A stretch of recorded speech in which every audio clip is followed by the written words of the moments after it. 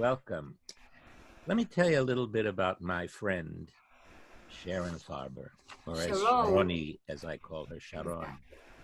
She is a member of the Academy of Motion Pictures, four-time Emmy Award nominee, winner of the 2013 Society of Composers and Lyricists Award for Outstanding Work in the Art of Film Music, the 2012 Visionary Award in Music by the Women's International Film and TV Showcase, winner of the Telly Award, and the co-vice president of the Alliance for Women Film Composers.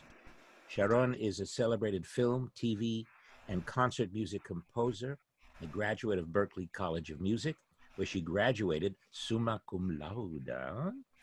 In the concert music world, her music has been performed at venues such as Carnegie Hall, Lincoln Center, Disney Hall, and the Dorothy Chandler Pavilion, and in many more, including internationally in Germany, the UK, Mexico, Sweden, and of course, Israel. And someone recently wrote this about her.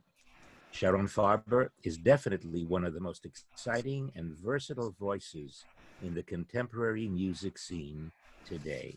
And that is my friend, and I welcome her, Sharon Farber. Hi, Sharoni. Hi, Mikey. Nice to be here. Thanks for having me. Want to add a little thing that is a great honor for me. I now serve on both the executive committees in the music branch of both the Motion Pictures Academy and the TV Academy. And it's such a great honor for someone who came from a little town in a little city, well, not town, but city, little city in a little tiny country.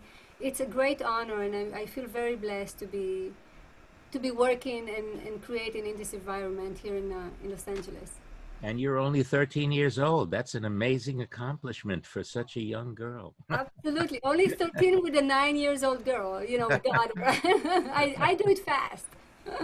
Well, look, that was just the cliff notes that I read about you because we'll talk about it, and again, we are talking in the middle of July of 2020, and obviously we're in the middle of a very, very serious pandemic that keeps getting worse. It's not in control yet. Tell me, how are you coping? How are you managing, you and the family? I must say that I've been very blessed. This period, it's hard for everybody. Everybody is suffering, but I had um, just two projects that were basically ready for music. They were in post productions. So one I finished just a few days ago. The other one is over there on my studio. It's a beautiful documentary that I've been scoring. So I have that, and in the middle of all that, the need to do something for others was very strong, and we can talk about this about I'm Standing With You, which is a recent project that I did while I was scoring these two projects, so it was quite crazy. But one day my friend, director Gav Miron, called me and said, "What are we doing for Corona?" And we were like, "Okay, let's do something." And we decided to do a song. I'm, a composer. And when it comes to song, you call Diane Warren. Diane Warren, 11 times Oscar nominee, amazing songwriter. Everybody sang her song. I mean, from Lady Gaga to Jennifer Hudson to Cher and Whitney Houston and Brian. I mean, everybody. And I called. She's a good friend, and I called her. And I said, "Why don't we do something? We want to do something for a song." She got very excited. And we decided to take her song that was nominated for an Oscar this year. It's called I'm Standing With You, because we felt that this would be the best message to convey to others who are suffering, a message of comfort and unity. And we really wanted to do something that is uniting. And at the beginning, we thought it's going to be just a little thing here with the music community. We thought maybe we will be collaborating with the Recording Academy, with their foundation, Music Cares. And after a while, we realized this is going to be much bigger. So through Diane's connection, the first one who joined us was Renee Fleming, who's a huge opera singer. And after that, everybody said yes. And we wanted to bring a different component to do something very unique. So I called my friend Libby Lebel, who is an Israeli who conducts the Texas Medical Center Orchestra, which is an orchestra that comprised mainly of medical professionals. So I called her and I said, would you guys want to join us, a few of you? And she said, let me check. And within 2 hours, she called me back and she said, I have 75 people for you, 75 musicians. And I said, but this is a small arrangement. And she said, well, rearrange it, which I did. So I rearranged it for a full orchestra. I also brought a gospel choir, the Spirit of David Gospel Choir.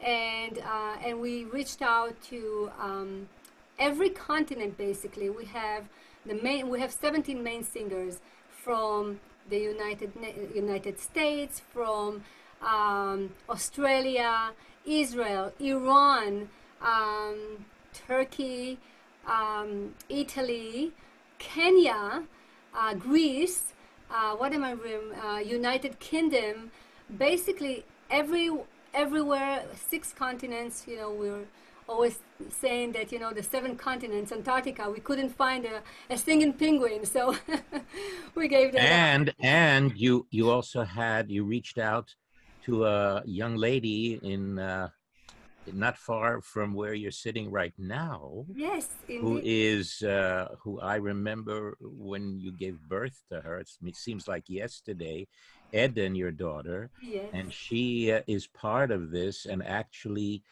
sums it all up in the end, which is so perfect. You know, out of the mouth of children will come our salvation, and it's called.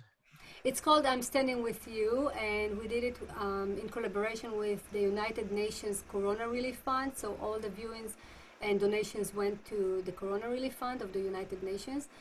We ended up having 170 musicians, 260 audio channels. It was really crazy, but we feel that we really brought in something that is unique. Also, Gav, our director, is a genius. He said, I don't want to do another Zoom thing. I want to do something different. So he sent his friends of his that are cinematographers all over the world to shoot the empty cities and empty streets, like, you know, the empty, New York, Times Square in New York, and the main tourist attractions in every country.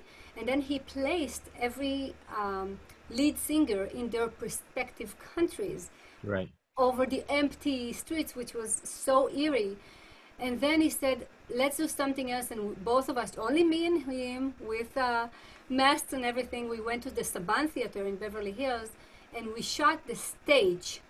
So then I instructed him on how the musicians would sit if this was a real orchestra. So the violins on the left and the basses and cellos on the right and so on. So he placed the screens in that way.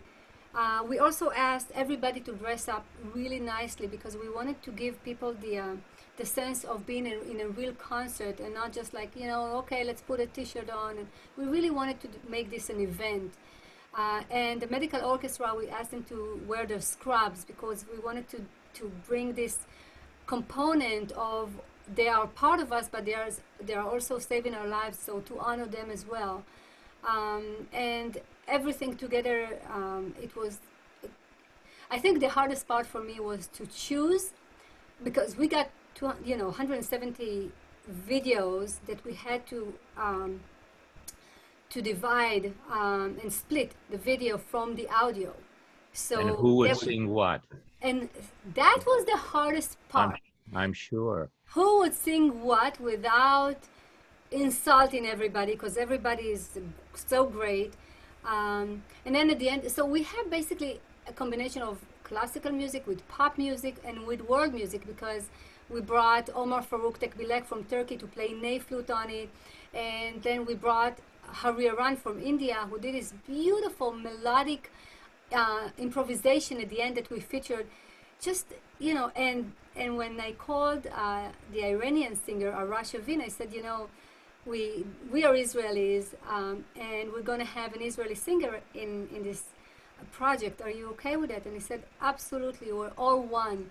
And it was so nice to, hey, maybe we're making world peace, right? Through music. That's what we need to do.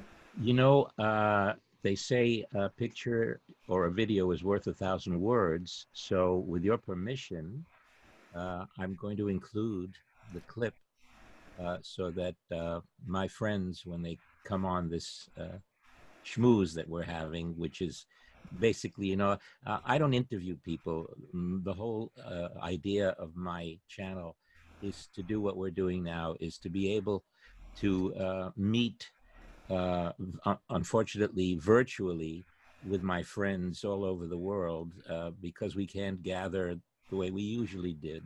So it's just a greeting and what I call a schmooze, and I will play the clip so that everyone can see it, and then we'll talk right after it. Okay? Okay.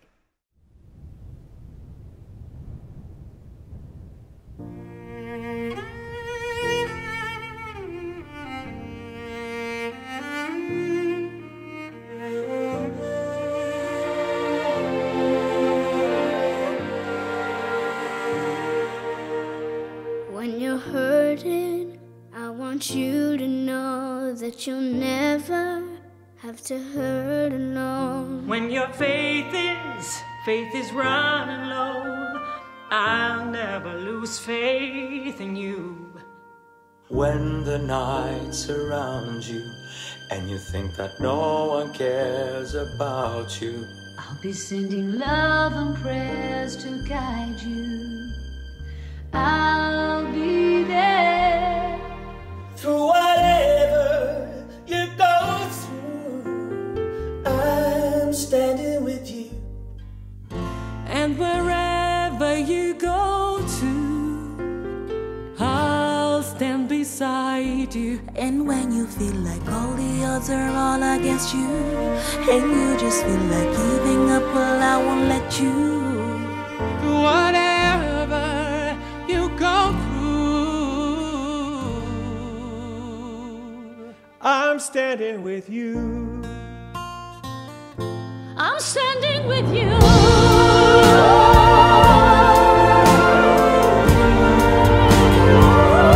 I'm standing with you.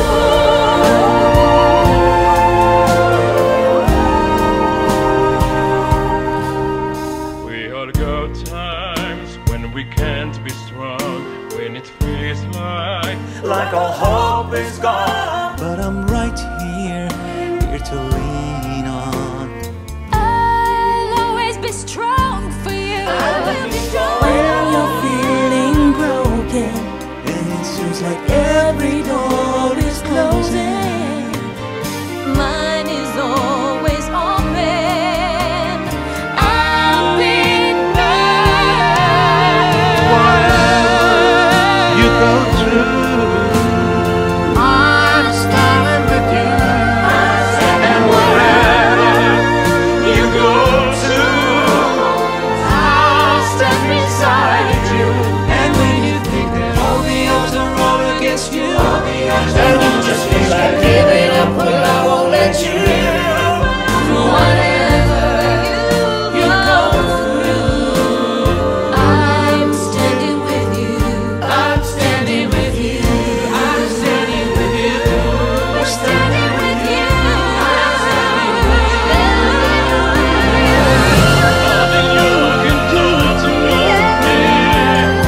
You can try, but you can lose me. You can lose me.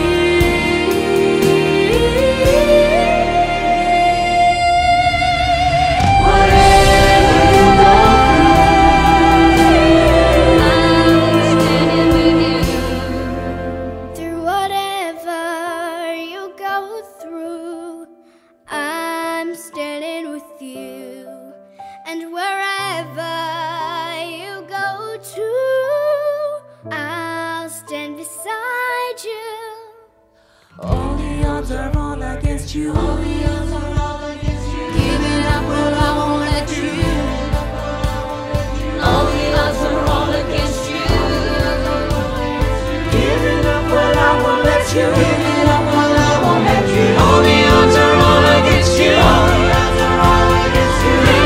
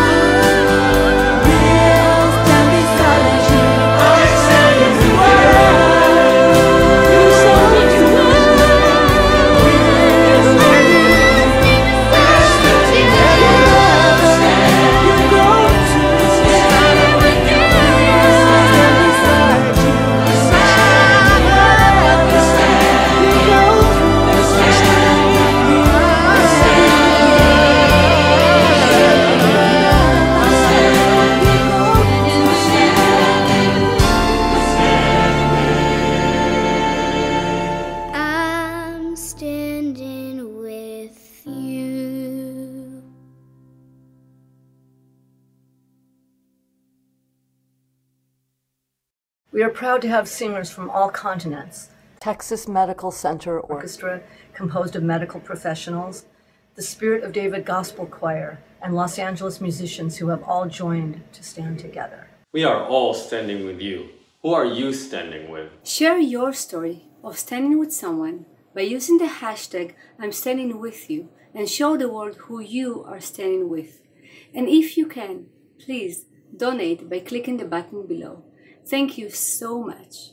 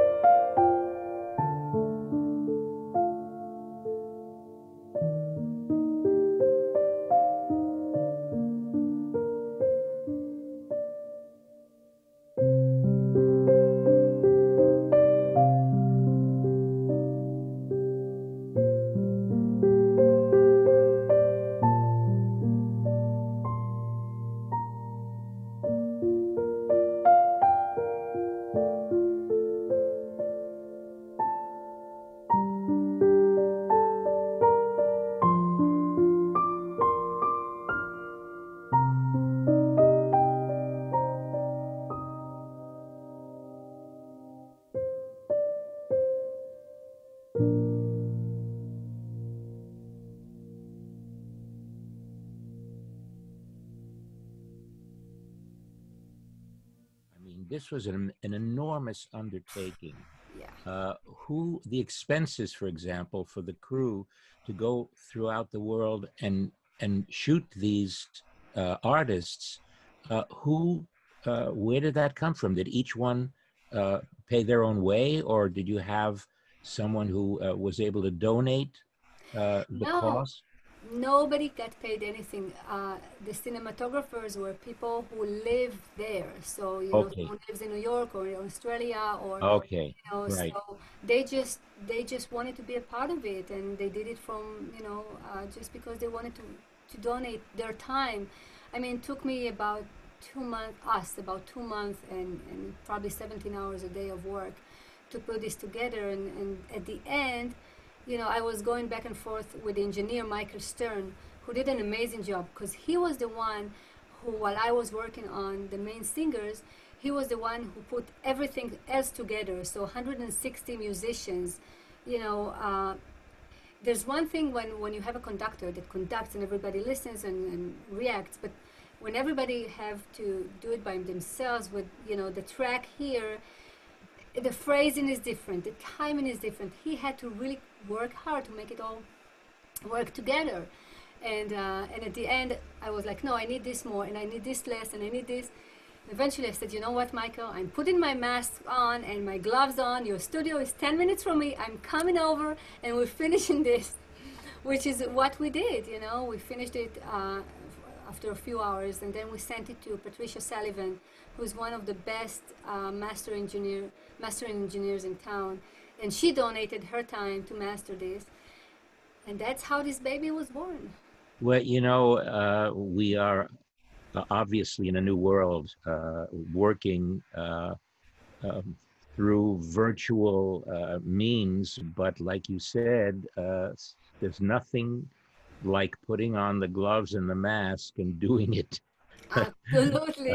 absolutely person to person. But it looks like it's going to be a while, Sharoni, before we can do that, and in the meantime we have to adapt. Yes. And luckily this technology has become available so that maybe it helps, you know, on the one hand, you know, they say the glass is half empty or half full. Maybe the glass is half full because we can also reach so many more, you know, hundreds of thousands of people that we could never have reached without this technology. Do you have any idea how many have seen the video? Yes. Well, you know, it's on the UN channel. It's about 53,000, which is not much, but I think it's basically because the singers didn't because the singers have 1 million followers or things like that, but they did not put the link on their social media. They put the video, so people watched it, but they didn't go to the link. So I'm sure there's way more than this. But we just submitted it for a Grammy Award in the best arrangement and best music video category. So if anyone in there is a Grammy voter, please support us, because it's a very unique project that it was not to make money or to sell another album or something like that. It was really to benefit humanity. It is, I am old enough to remember We Are the World. Exactly. So that's exactly what it is now. And Yeah. I will put up the link as we're speaking. When I edit our talk, I will put that link up so people can actually go to the link. Thank and you. now I want to talk about my friend Sharoni, little Sharoni, and how you became Sharon Farber. I'm so proud of you. Coming from Israel, and you are from, are you from Bat Yam? Yes, Bat I Yam, am from of course, Bat it's Yam. just south of Tel Yes. Aviv. Yeah. From a musical family as well. Your uncle, we could mention, is Kobi Oshrat, who, among other things, became world famous with a tune called Hallelujah. And I'm so proud that Kobe is now doing very well. He had a little, health crisis, but he's doing well now, so we wish him well. So tell me a little bit about how you came to the United States, how your career developed, what was the first major accomplishment that got you going? Was it scoring films? Was it composing? We also want to talk about the temple of the arts later. Mm-hmm. But how did you start here in the States? So, as you mentioned, I come from a very musical family. Kobe's parents, my grandparents, Kobe is my mom's brother, and my grandfather Morris played guitar, and my grandma Daisy played mandolin. And I remember they lived in Haifa, and we would come to their house, and they would, have these wonderful concerts and play and sing. And my grandpa would play on spoons, that you put it like that, and it's like Yes, so yes. rhythmical, amazing. And they came from Greece, right?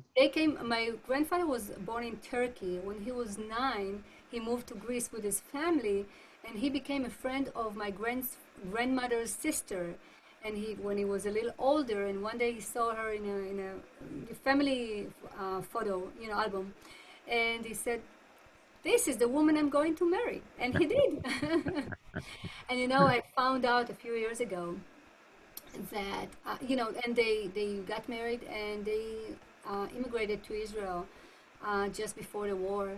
And her father, my great grandfather, I found out was actually a cantor in Saloniki. I didn't know that until a few years ago. And he came to Israel to meet his new granddaughters, grandchildren. And my grandparents told him, "Look, it doesn't look so good there, in Saloniki, and maybe you can stay here." And he said, "No, my community needs me." And he went back, and shortly after, the whole community of Saloniki, the community of Jews in Saloniki were sent to Auschwitz, never to. They perished in the Holocaust. It's interesting because many people don't realize that it wasn't just Polish, from Eastern Europe. No. There were Jews who perished in the Holocaust from so many different places. Absolutely. So I'm sorry that I interrupted you, but go ahead. But I don't know why. Maybe because I was growing up in Israel. Everything that is Holocaust related is very close to my heart. And as you know, I wrote a concerto that is based on the life of a Holocaust survivor, Kurt Lowens, cello concerto. So, especially now being a mom, thinking about the horrors of the Holocaust, I just cannot understand such hatred. I cannot understand that at all. It's beyond my human level consciousness. I don't understand it, but you know, it still happens today, and if we're not careful, it might happen again. Who knows? Hopefully not. But to be now more positive on this positive note. Yes. So I started playing piano. I was 7. I went to Tel Mailin High School of the Arts, which is the best art high school in Israel, and I graduated from there. And then, you know, I was working. I started teaching when I was 13. But I'm 13 now, so Yeah. you said started when I was 13. I was teaching piano, and I later on I wrote music for some theater, and of course I went to the Israeli army for 2 years.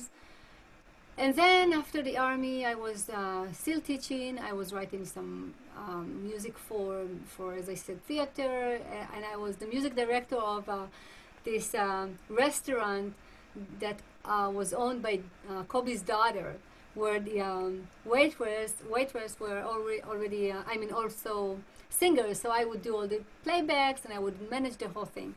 But I felt that I needed to spread my wings, and so I started sending. You know, we didn't have internet then, so I started sending applications. There was one application to. Here there was a school called Grove School of Music. I don't know if you remember that. It was great music school. And I applied, I got in, I paid like $200 deposit or something like that. And a week after, they closed down. So I heard that they took your $200 yes, and they moved on. At least it was only 200. Some people, you know, lost all of their tuition. So Berkeley College of Music announced that they were coming to Israel for scholarship tour, and I auditioned. I received a scholarship, and I said, okay, I'm going to go to Boston for a year. I'll do a diploma, and then I'll come back to Israel. And when I came to Boston, it was so great, and I loved every minute. So that after a few days, I switched to degree, and after a few days, I switched to dual degree, and I graduated with a dual major in film music and concert composition. Not knowing, or maybe I did know, I don't know, that this will really be my life. And at the end, towards the end of my studies, I went to the Career Resource Center, and I saw a little note saying the Academy of TV Arts and Sciences internship application. So I applied, and we had to send a video. You know, I had to answer all kinds of questions. And then one day I get a call. Hello, Sharon, this is Jonathan Wolf. And I said, Jonathan who? I had no idea who Jonathan Wolf was. And he said, well, Jonathan Wolf, I'm with the TV Academy, and you are my pick. Would you be interested in coming to Los Angeles? Now, of course, Jonathan Wolf was scoring Seinfeld at the time, and Roseanne, and all kinds of really amazing TV shows I didn't know. And the other composer was Alf Clausen, who was scoring The Simpsons. And that was the best combination, because Jonathan was doing mainly MIDI, mainly computer music, and Alf was doing The Simpsons every week with an orchestra. So I said yes, and I moved with my roommate at the time, David, my husband David. Who is also a gifted musician. Yes, he's a drummer, a wonderful musician. And we moved here, and I started the internship for 2 months. And I've learned, it was the first thing I remember, 2 things. First, first day in my internship, Jonathan Wolf studio, I'm like very excited. So I dressed up really nicely, and put some heels on. And I get there, and he looks at me and says, okay, you can go home now and change your clothes because we're painting the studio today. That's the first thing I remember. The second thing I remember is I was invited by Alf. He was scoring this, I don't know, it was Mercedes commercial or something like that. 120 musicians at Sony. And this huge sound. I was like, oh my God, this is what I want to do. This is what I want to do. And after the internship, there were two things. First, I was accepted to the ASCAP film scoring workshop, which is a wonderful workshop where there were 14 of us, I think, that got in. 8 of us got the opportunity to score a scene and record it at the Newman stage with real orchestra. And I remember it was a scene from 101 Dalmatians, and I can send it to you later if you want to maybe put it. I can include it, absolutely. Yes, because I'm still proud of it. And I remember I was like a kid, right? And all these people who can be my parents are looking at me, waiting for me to, raise my baton and put the downbeat in, and it's like, that's so scary. And I did that. And this huge sound came at me. I was like, oh my God, this is my music. And I spoke to Kobe a few days later, and he said, that's it. Now you are addicted. Once you do it once, that's it. You are addicted for life. And he was right.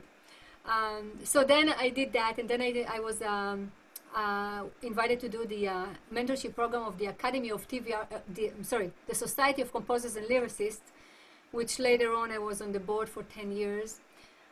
But the one thing that this internship, the Academy, gave me, except for really, looking at things from a professional point of view, was Jonathan at the end of the internship said, okay, Sharon, who would you like to meet in the industry? And I didn't say Hans Zimmer, and I didn't say any of these people. I said Shirley Walker. Because when I was still in Boston, I would not ever schedule a class at 3 p.m. At 3 p.m. I was home watching Batman and Superman, the WB animated series, because of the music. The music was so good, so detailed, so crisp, and everything was so amazing. And I knew it was Shirley Walker, who was the pioneer for women composers. And I asked Jonathan to introduce me, and he did. And Shirley liked me, and she took me under her wings. For a year, I was working under her. And, I was just starting. I was a few months in town, and we were recording every week at Paramount and Sony and Warner Brothers and Capitol. I mean, for someone who just graduated, to hear my orchestration being done, it was absolutely, for me, a dream come true. And then she asked me, would you like to write for the show? And I remember I called my mom and my dad. You don't know what just happened. Shirley wants me to write for the show. Which I did twice. And after 2 times that I wrote for the show, Warner Brothers decided no more orchestra. We have 10 years of Shirley's music, and we're just going to use it because we own it. No more orchestra. So that was kind of my end time with Shirley, but we stayed in touch until she died, unfortunately, a few years ago, I think 10 years ago or so. But that was my cue to go out to the world individually, and there was a woman who I loved very much. Her name was Virginia Ellsworth. She was an Emmy winner music editor, and she liked me. She wanted to know who the TV Academy intern is, and we met and we became instant friends. And she said to me, I have a friend that is now editing a film for Showtime. They don't have a composer yet. I can introduce you, which she did. And I just did a little independent film, and I brought that music to a session with the director, and we put it on, and it was like I wrote it for this music. And he hired me on the spot. And I couldn't believe it, that someone would actually pay me good money to do this. And then he hired me again, and slowly, I started going, individually in this town. Well, I gotta remind you that not only have you scored some magnificent features and documentaries, but you were kind enough to score my film 3 years ago, Azimuth, my directorial debut. And obviously I needed someone that I could rely on and depend on, and you were so kind. Our budget was not a Hollywood budget, and yet the first one I thought of was you, and you came and gave me such a magnificent score that you know, the first thing people tell you when you're directing a film and you sit and watch the rushes, and it looks like, my God, this is going to be so boring, this scene. And then the editor always comes in and says, don't worry, the music will come in here. This is where the music comes in. And the music usually saves the day. And you did a magnificent score for me. So thank you, Sharon. Thank you for that. Thank you for allowing me to do this. I want to say something to the audience who's listening. I'm talking with one of the most amazing musicians I know. Not only is he a great singer, he really knows music. He's a great director, and he's the kindest, most beautiful person in and out. And I mean it. It's not only because I'm here. And to score Azimuth was such a pleasure because, hold on, you can edit it out. David! It's okay. I'm not going to edit anything. Yeah, no, so, you know. Where is David? Can he come in? I'll call them, maybe I'll call them later and you can, you know. Yeah, I want to see them, sure. Yes, absolutely. And you can ask Eden maybe because she's doing the LA Opera, I told you right now, and I show you this thing. Anyway, so I want to say that I've worked with many, many directors. Most directors, and it's not their fault, are not music educated. They are wonderful directors, but when it comes to music, sometimes they know what they want, sometimes they don't know what they want. It's not always easy to translate what is there on the stage, on the screen, to musical language. And Mike, because he's a musician, knew exactly what he wanted, and it was one of the most beautiful collaborations I've ever had. We were sitting here in my studio, and he would say, okay, can we just maybe take this bass line out a little bit and just put it here and start here? And every time that he had a suggestion, it was a really good one. And he made my music, you made my music much better because of your directorial and musical eye and ear. So thank you for this opportunity, and I'm looking forward to the next one. You know, I think that's the nicest compliment you could have given me, calling me a musician. Absolutely. That is a great compliment because I grew up in musical theater with my parents, and I even went to the High School of Music and Art in New York. I majored in voice, but it's always been important to me to know what I'm doing, you know, to learn whatever it is that I'm involved in, to have a broad aspect of the total picture. And music is such an important element in everything that I do. And thank you for reading that the way I wrote it about myself. That was I wrote that speech for her. Even if you wanted to, you wouldn't be able to say the way I did. But this is why I'm so, you know, I'm teaching my daughter piano. She's a great singer, but I want her to be not only a singer, but all-around musician. I want her to, you know, if she decides to write her own songs, to come to the band or orchestra and say, you know what, measure 24, it's mezzo forte, you just played it forte, or you had a wrong note. Oh, well, of course she'd hear it because she has perfect pitch, but I want her to be respected because I work with a lot of singers, and so many of them, they're like, oh no, we don't read music. Oh no, music we don't read because it will spoil our talent, which is the dumbest thing people can say. Because when you have more knowledge, you can be better at everything. So I make sure, you know, she plays piano, and David is teaching her drums, so she will be a real musician, and not only, oh, the singer doesn't know anything, just, just tell her what to do. No, she will be a strong woman who knows what she wants, who's educated, who can express herself musically and professionally, because that's how I am. And I think it's important to me to be a role model for her. And sometimes, I have projects and I'm not with her the whole day, and it's hard, but I want her to know that when you take on a project, you have to be dedicated, and it doesn't matter if it's a small one or a big one.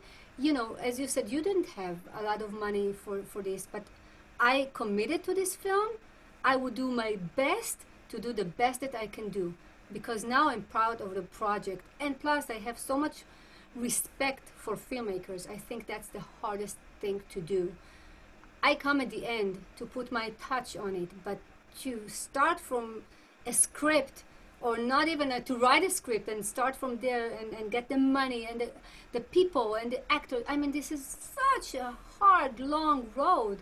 So for me, I feel that I'm blessed to come at the end, but it's like being being pregnant with your child for so long, and then you deliver and someone else will dress the child and feed the child, and it's hard to let go. So I come from That's the only thing I won't be able to experience is being pregnant with a child. Other than that, but the film is like delivering a child. There's so many challenges, and then for someone else to put the final touch on it, I just really respect that. It's and you're absolutely right, because that's my philosophy as well. Whatever it is you do, no matter what it is, do the best you can. That's all we can be expected to do. If you do the best that you can, ultimately it works. And just be honest. Honesty is so important. And the fact that I am able to, I mean, I'm not a great musician, but the fact that I have the respect when I go to do a variety show, for example, or in a nightclub or on a concert stage, and I bring my music and I distribute it to the musicians, and they start to play, and they realize that I'm respecting them and they respect me, because I'm not wasting their time. Exactly. I know what I want. I've done it before. Sometimes, I get, they relegate like a 2 or 3 hour rehearsal for me. And I do it, I go out there, I know what I'm doing. We go through it once, it's all correct, and we finish in 45 minutes, because why waste people's time? I know, I've done it with you a few times, That's right. And we are partners, we don't do this alone. The artist, the singer is a partner and depends on the support of the orchestra. And when you when they see that you know what you're doing, they respect you and they enjoy it as much as it's got to be fun. It's got to be enjoyment. And when we enjoy it, the audience enjoys it as well. And plus, the minute they know that you know what you're doing, they will be better in what they do, because they can't just, do half a job. Here's someone who knows what he's doing, I can't just let it go. I mean, I think it's a wonderful thing, and you're so well-rounded, it's interesting that we expand ourselves, like this, I'm standing with you. I actually produced it with Gav and with Diane. Diane more on the Getting Us Connection side, but the actual thing, it was a combination of Gav and me, and now I feel that I can produce anything, because it was such a huge amount of work and project, and I was like, okay, I can do this. And sometimes, through adversity and hard times, we find out who we really are, and I think we can do more and invent more and think, out of the box to see what we can achieve, as people. Actually, I was going to ask you in that light, how about challenges? Do you have any challenge that you have not achieved yet that you would like to achieve? Have you thought of that? Absolutely. Women composers are, now it's a little better, so I think we are 3% in film and about 6% in TV. And I know that for a fact because I'm also the vice president of the Alliance for Women Film Composers, so we get all the reports. Finally, a woman won the Oscar last year, Hildur, for Joker, who she absolutely deserves because she's wonderful on every level, and she's a real musician. But you know, it's still hard for women. She was very, very blessed to be working with a composer named Johann Johannes, and they had this sound. And when he died of a heart attack, and so they came to her because she had the same sound, his sound, because they were working together. I think she was his prodigy, and I'm so happy for her because she is now opening the doors to others. But yes, absolutely, it's still hard for women. Although I've been very blessed. I mean, 4 years I was on The Young and the Restless. That's why I have 4 Emmy nominations, and I won all kinds of things. But you know, I remember a meeting at Fox with, will remain nameless, one of the executives. And he heard my music and he said, you know, Sharon, you have the attitude and the latitude. I will never forget that. He said, but you're a woman. If you were a man, you would be scoring the biggest films right now. And later on, and he said, I'm going to try for you. And of course, you know, nothing came out of it. Actually, it's not true. He tried, but my agent at the time ruined it. But that's for another conversation. And then when I got pregnant, he said to me, well, Sharon, see you in 18 years. And I was stunned because I went back to work 2 days after I delivered my baby because I had a deadline. And I never, ever miss a deadline. So was I hurting a little bit? Absolutely. But so what? I have a deadline and I'm going to sit down and I'm going to finish this piece. And women are so strong that it sometimes drives me nuts because the men would say something like, oh, you know, they have their monthly thing and or they have to take care of their babies or, you know, all kinds of, you know, nonsense. It's getting better. There's much more acceptance.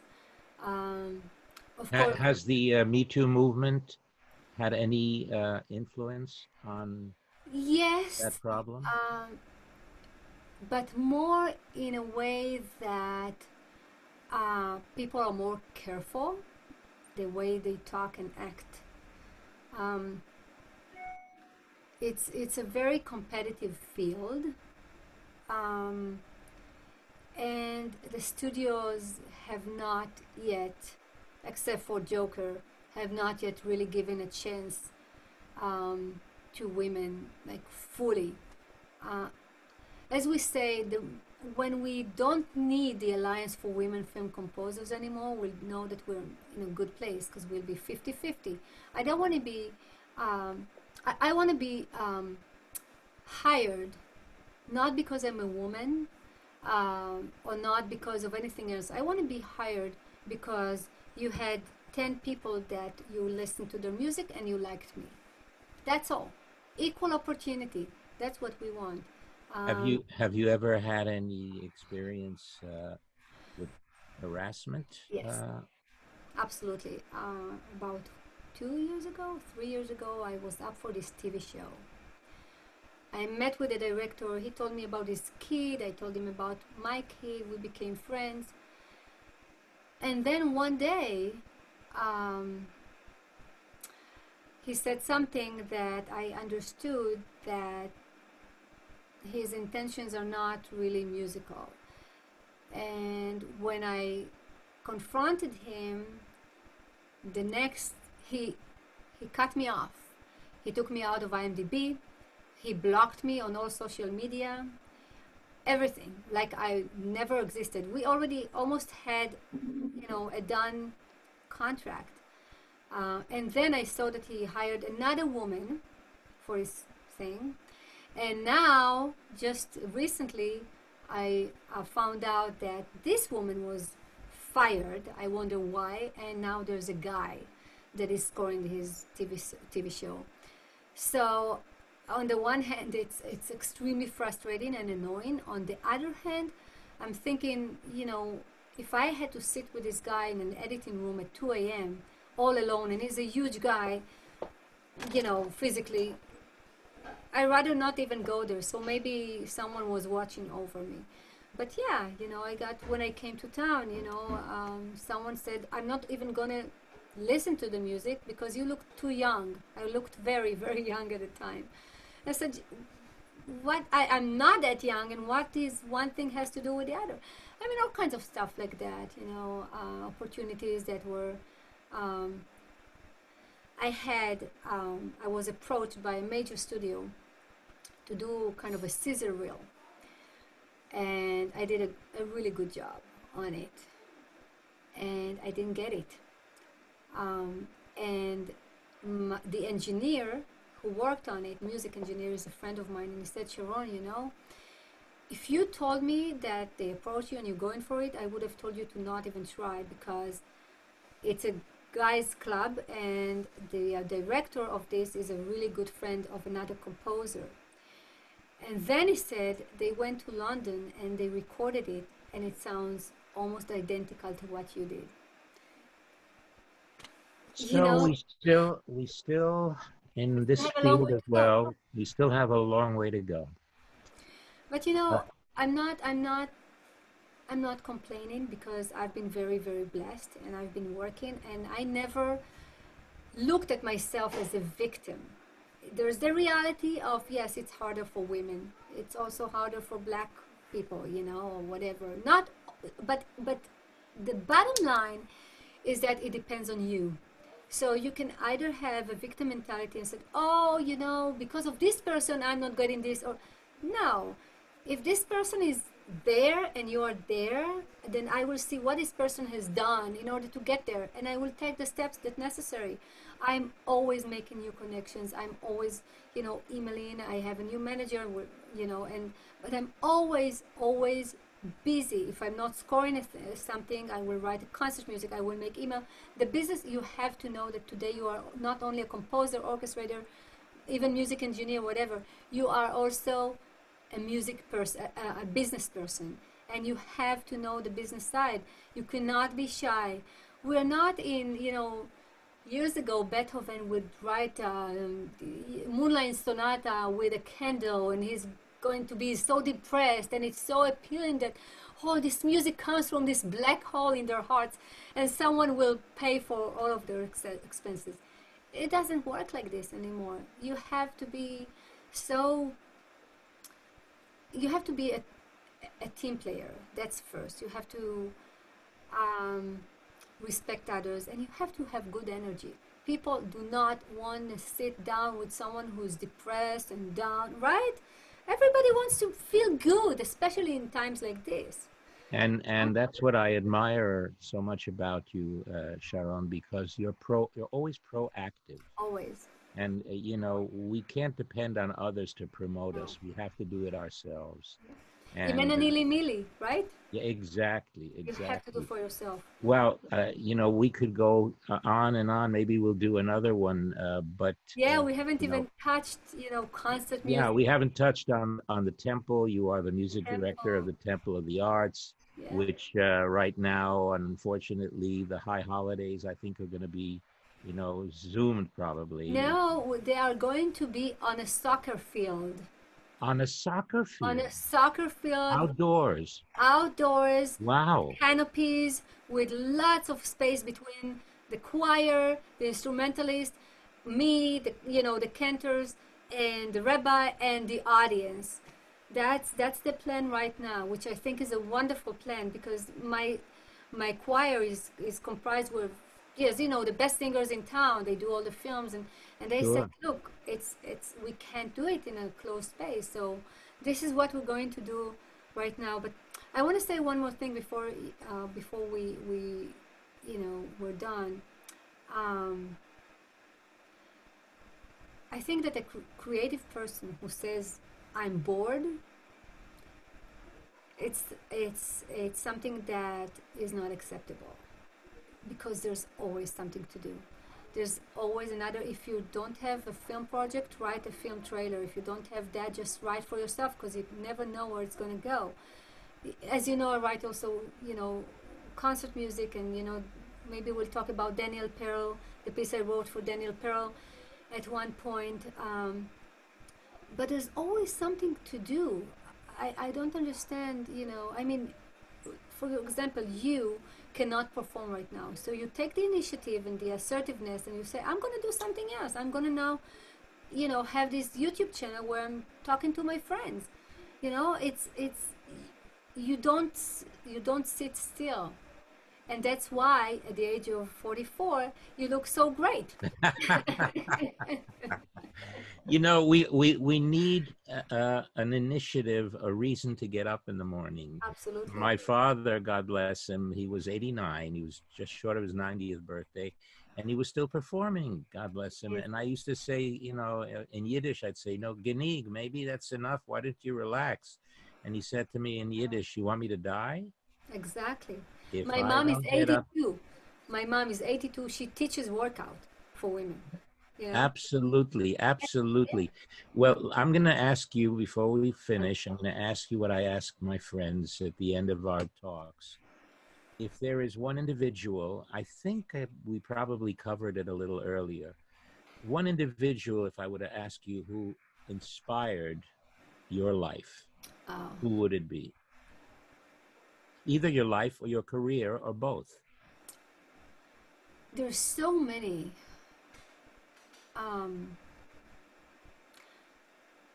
First, my parents, who always believed in me. My piano teacher, Sarah Fagan, rest her soul, who was just like my second mom, and she was a composer and an amazing teacher, and she always pushed me to go farther. My family, my husband, who is a huge supporter, of course, Eden. But if I think of, I would say, someone who's really inspiring me is John Williams. And the reason for that is because, first, he writes just remarkable music, and every project is extraordinary. He also writes concert music. He goes out in the world and conducts his own music. I mean, oh my God, nothing better than that. And he's just such a kind, smart man. He really inspires me to become the best that I can be. I remember when I just came here, I had a conversation with someone, and he said, what you asked me, who inspires you? Who would you like to be like? And I said, well, I would love to have the opportunities that John Williams have, because his amazing music, and because everything that I told you, and goes out in the world and conducts his music. And he said, who do you think you are? There's only one John Williams in the world. And you know what I said? I said, you know what? That's true. But there's also only one Sharon Farber. There's only one Mike. There's only one Eden. There's every one of us, each and every one of us is so unique. I can never do what you do. You can never do what I do.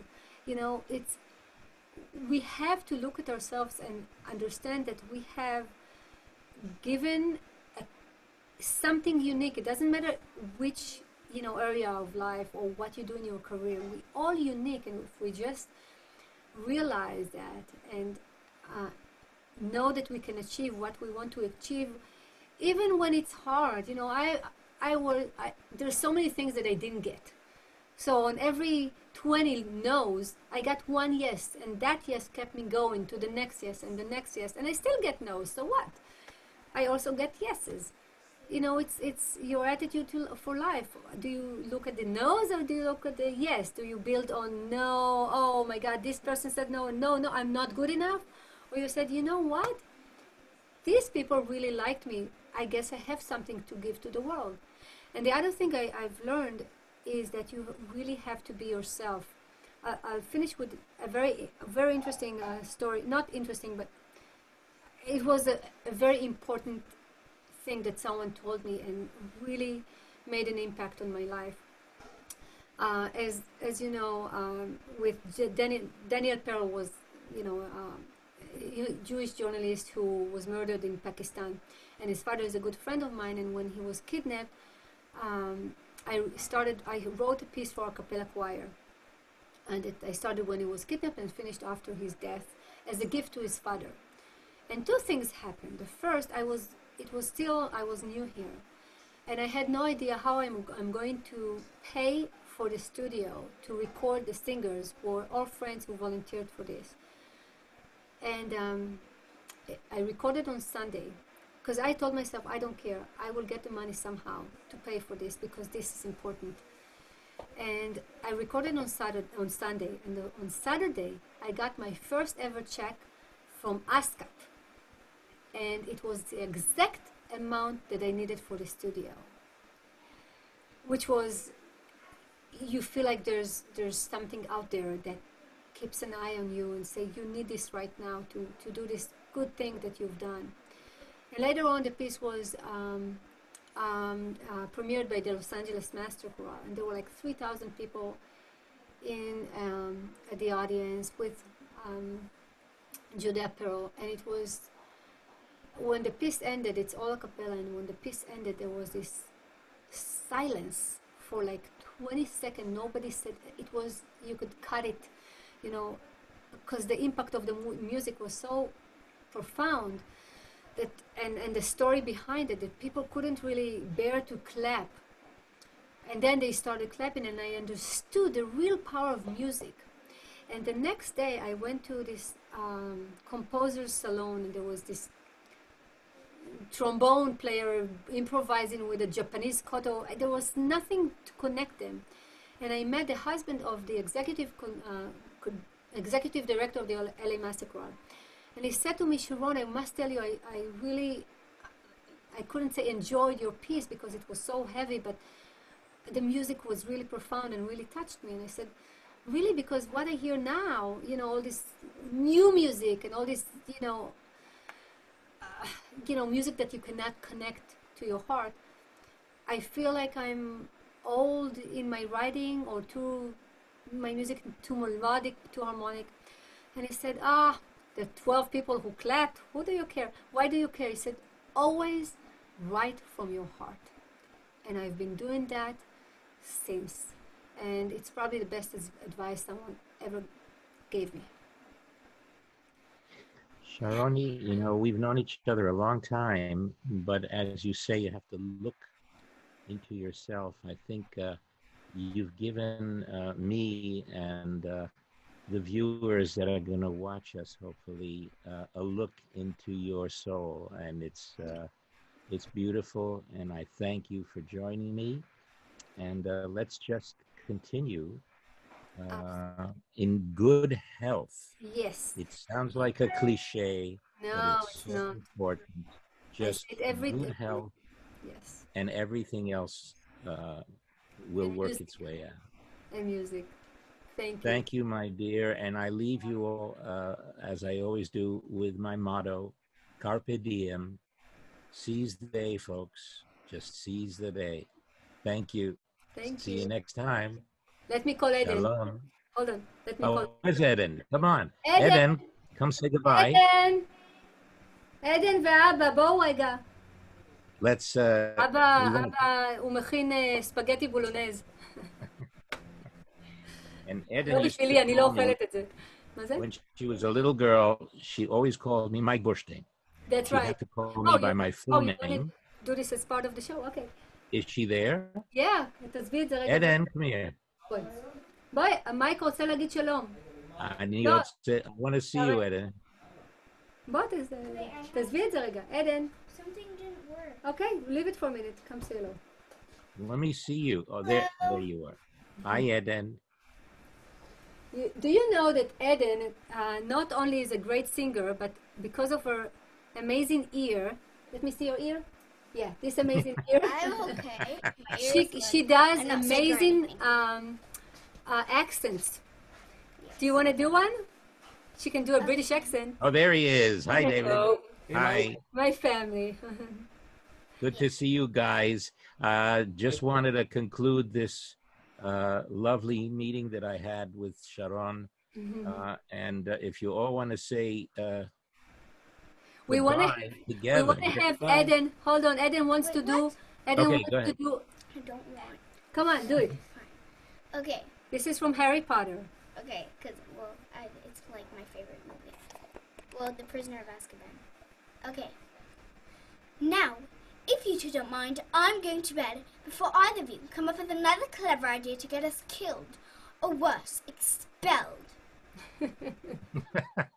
Well, that's so nice of you, my dear. Thank you so much. Thank you. And would you help us, Mom and Dad and me, say goodbye to the nice people who are watching us? Bye. Sure. Thank you for watching. Thank you for having me. Thank you for watching. Much love. And shalom. Shalom. Shalom. Bye. Bye. Bye. Bye, Salim. Bye. Bye.